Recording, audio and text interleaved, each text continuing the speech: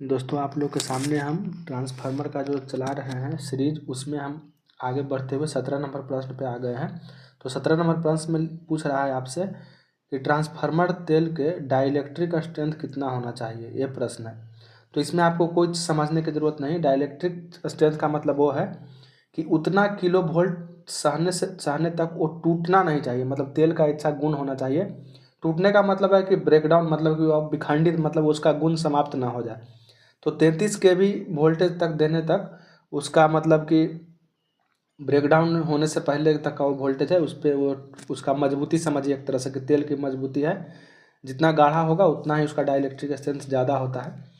तो यही है कि मतलब टूटने के लिए 33 किलो वोल्ट तक वह मतलब सहन करते होना चाहिए। और उसी में और आगे नीचे आप डिस्क्रिप्शन में लिखा हुआ होगा विस्कोसिटी, मतलब श्यानता, तेल की श्यानता जो है वो कम से कम होनी चाहिए। ठीक है, ये भी आप याद रखिएगा। और तेल का जो मॉइस्चर जो है वो सब इसमें नहीं होना चाहिए। तो मॉइस्चर को आप जितना कम से कम ना के बराबर लेकर चलिए उतना सही रहेगा, नहीं तो अंदर में वो शॉर्ट सर्किट हो सकता है। और फ्लैशिंग पॉइंट मतलब उस ताप को कहते हैं जहाँ तक मतलब वो बिना जले हुए आसानी से सह ले, उसके बाद वो जल जाएगा, ठीक ना। तो फ्लैशिंग पॉइंट जो तेल का है 140 डिग्री होता है, मतलब 140 डिग्री तक वो सह सकता है आसानी से। तो उतना ही मतलब जितना अच्छा उतना ज़्यादा उतने अच्छा होगा एक फ्लैशिंग पॉइंट के मान के चलिए। तो इसको याद करने की आपको ज़रूरत है कि डाइलेक्ट्रिक स्ट्रेंथ वोल्टेज होता है जो 33 kV का होता है, और फ्लशिंग पॉइंट जो होता है 140। हूबहू इसमें कुछ भी आप बदलाव की ज़रूरत नहीं है। आप उसी रेंज में आसपास भी याद रखिएगा तो आपको काम चल जाएगा।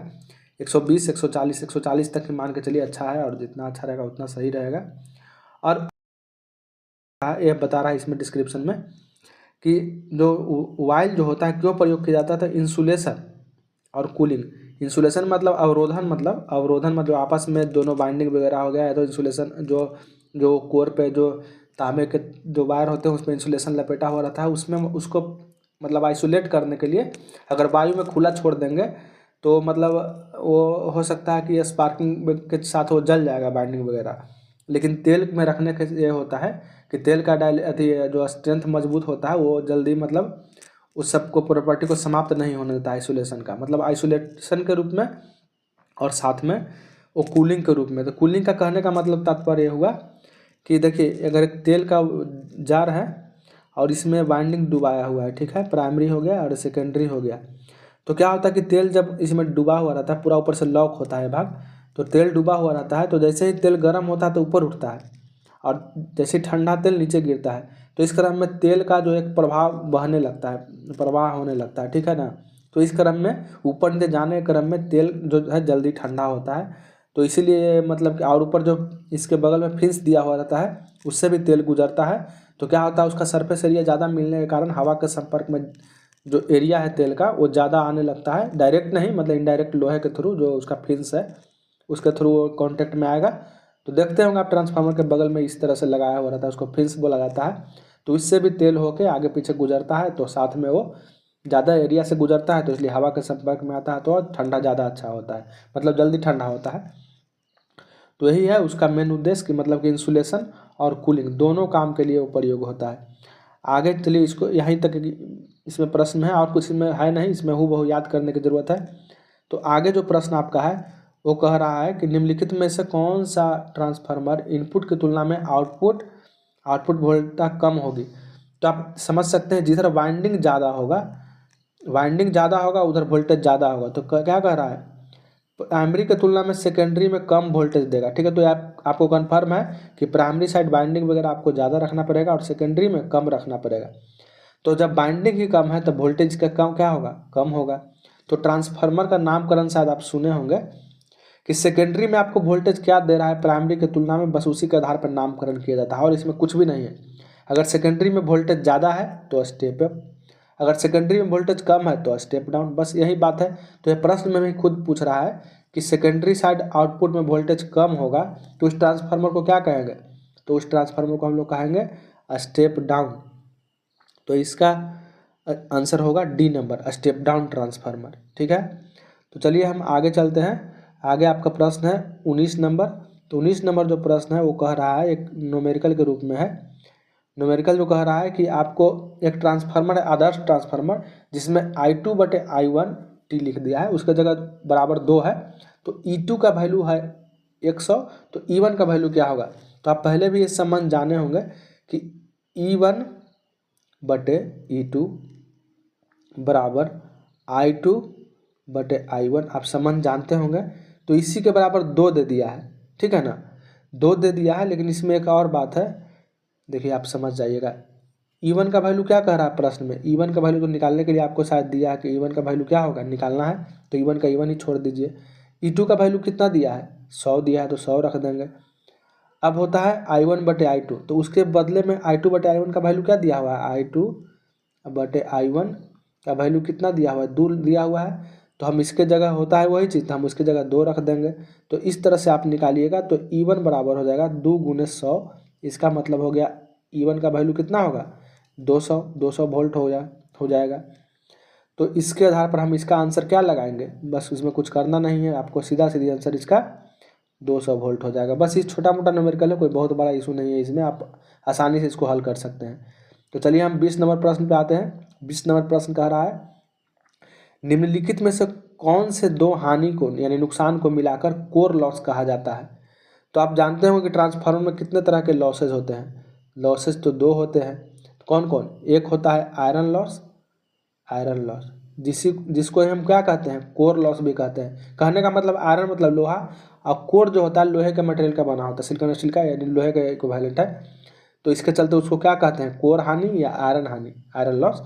और 2 नंबर हो गया, वो क्या हो गया, कॉपर लॉस, ठीक है। यानी कॉपर का मतलब क्या होता है, तांबा। तो जहाँ जहाँ बाइंडिंग होगा उसमें लॉस, तांबे में किस तरह का बाइंडिंग में किस तरह का लॉस होगा, ताम्रहानि होगा, क्योंकि तांबा है तो नाम के उसके आधार पर रखा गया है।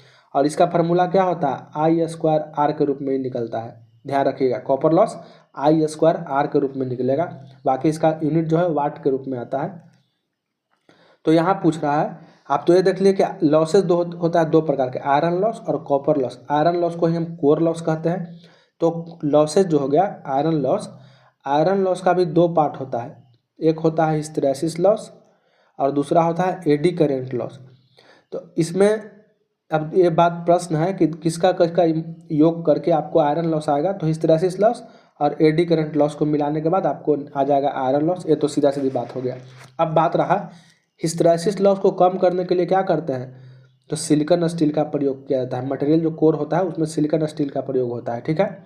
और एडी करंट लॉस को कम करने के लिए क्या करते हैं, वही सिलिकॉन स्टील मटेरियल है उसको हम लेमिनेटेड कर देते हैं, ठीक है। तो अब बात यह रहा कि सिलिकॉन स्टील का प्रयोग करते हैं हिस्टैरिसीस लॉस को कम करने के लिए, और लेमिनेटेड करते हैं एडी करंट लॉस को कम करने के लिए। ये बहुत छोटा सा पॉइंट है लेकिन बहुत इंपॉर्टेंट पॉइंट है, आप इतना जरूर याद रखिएगा, आपको बहुत ज़्यादा इससे बेनिफिट होने वाला है एग्जाम के में, ठीक है। तो अब ये प्रश्न पूछ रहा था कि आयरन लॉस जो है या कोर लॉस किसके किसके योग को मिलकर मतलब बनता है। तो आप जानते ही होंगे, आप अभी देखे भी हैं, एडी करंट लॉस और हिस्टैरिसीस लॉस को मिलाने से आपको क्या मिलेगा, कोर लॉस मिलेगा। तो इसका आंसर आप क्या लगाइएगा, इसका आंसर बिना सोचे हुए आप सी लगा दीजिएगा, इसमें कोई दिक्कत नहीं है। अब आगे जो प्रश्न है अब उस पर हम चलते हैं। तो इसमें और कुछ लिखा हुआ है, उसमें देख लीजिए।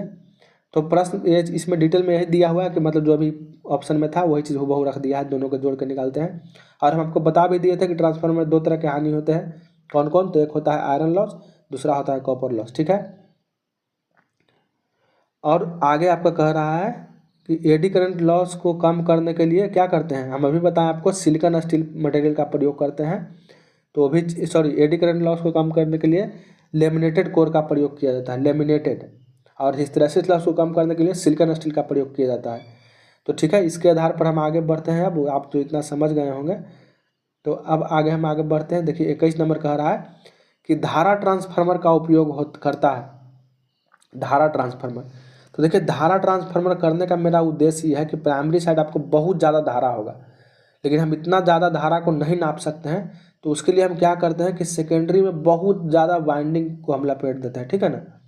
एक रिलेशन और समझिएगा, जहाँ आपको वोल्टेज ज़्यादा होगा तो करंट अपने आप कम हो जाएगा। आप फर्स्ट वाला वीडियो में देखे होंगे कि दोनों का पावर का जो वैल्यू है दोनों का बराबर आता है, लेकिन वोल्टेज और करंट एक दूसरा का उल्टा होता है, यानी वोल्टेज बढ़ाएंगे तो करंट कम होगा।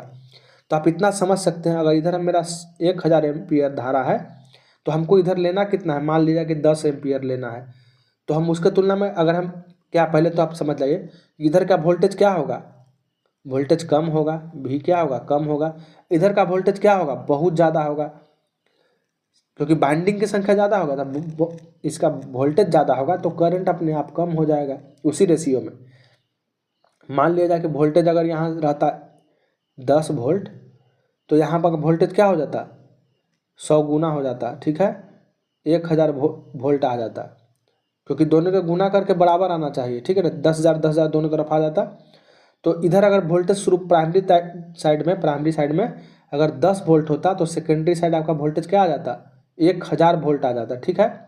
तो अब उसके तुलना में देखिए करंट अगर 1000 है प्राइमरी साइड में, तो सेकेंडरी साइड करंट क्या आ रहा है, 10 एम्पियर, क्योंकि हमको मीटर से छोटा मोटा मीटर रहता है उसमें रीडिंग तो उतना ही बताएगा। तो 1000 पर 10 वैल्यू देगा, तो आप समझ जाइए कि उसी के मल्टीप्लाई में जो रहेगा, अगर 10,000 रहेगा तो यहाँ आपको वैल्यू 100 एम्पियर दिखाएगा। तो इससे ये आपको निष्कर्ष निकला कि करंट ट्रांसफार्मर जो होता है वो स्टेप अप होता है। तो इतना याद रखिएगा एक चीज़, पोटेंशियल ट्रांसफार्मर हो, उसी को CVT भी कहते हैं या PT कहते हैं या CVT भी प्रयोग होता है। ये जो होता है ये स्टेप डाउन के रूप में होता है, और CT जो हो गया ये स्टेप अप के रूप में होता है, स्टेप अप ट्रांसफार्मर के रूप में होता है। बस इतना ही याद रखिए, आपका काम चल जाएगा, इससे ज़्यादा सोचने की ज़रूरत नहीं है। तो इस आधार पर आप इसका आंसर क्या लगाइएगा कि ये क्या करता है, स्टेप अप का काम करता है। तो इसका आंसर आप हो जाएगा आपका 2 नंबर। तो चलिए, आपको अगर वीडियो अच्छा लगा हो तो लाइक कीजिएगा, सब्सक्राइब कीजिएगा। इसी तरह से हम बहुत जल्दी जितना टाइम है उसमें हम, अगर इतने अच्छा से आप पकड़ लीजिएगा तो हम अब पूरा प्रश्न नहीं भी कराएंगे, तो बहुत अच्छे तरह से आप पकड़ सकते हैं, ठीक है ना। तो चलिए हम वीडियो को यहीं समाप्त करते हैं। अगर अच्छा लगेगा तो चैनल को सब्सक्राइब करके लाइक कर दीजिएगा। वीडियो देखने के लिए धन्यवाद।